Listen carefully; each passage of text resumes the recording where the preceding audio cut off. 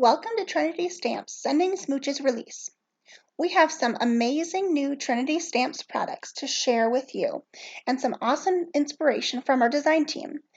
Today we are having an Instagram hop and a video hop to share with you.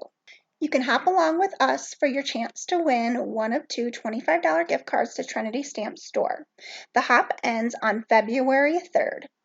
To be entered in this hop, you must like this video, subscribe to this channel, and leave a comment, and then hop along to the next design team member. So to start out, I've stamped and die cut out my gnome from the Falling For You stamp set, and then I die cut out the Slimline Sweetheart panel twice. So I'm creating a blue shadow behind the pink panel.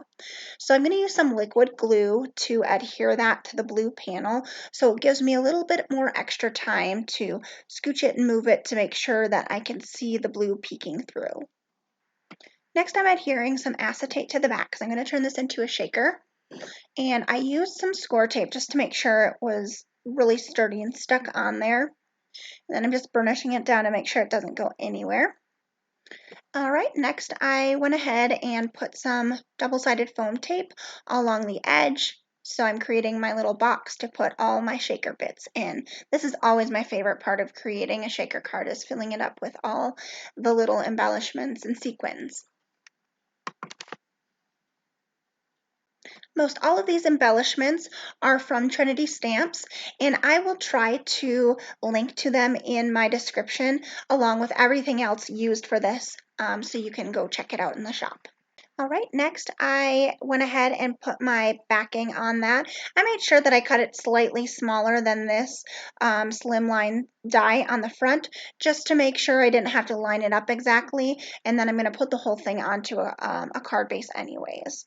And make sure you save all your little extra hearts. There's so many with this, and there's, I'm sure, going to be a lot of design team ideas and ways to use those little hearts that get cut out.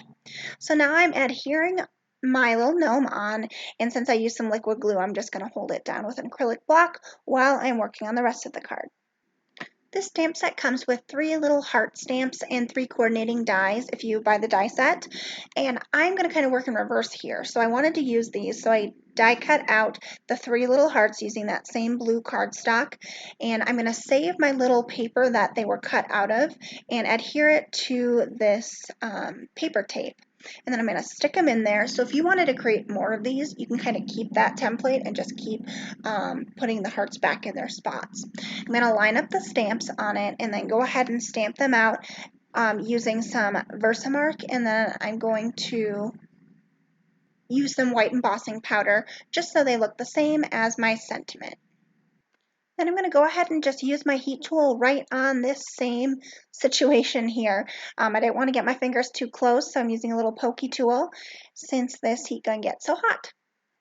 And this is an easy trick that you can use for a lot of little stamps that you might want to use embossing powder with, or just make a lot of them in bulk. You can just kind of pull them right out and continue to use that reverse paper part.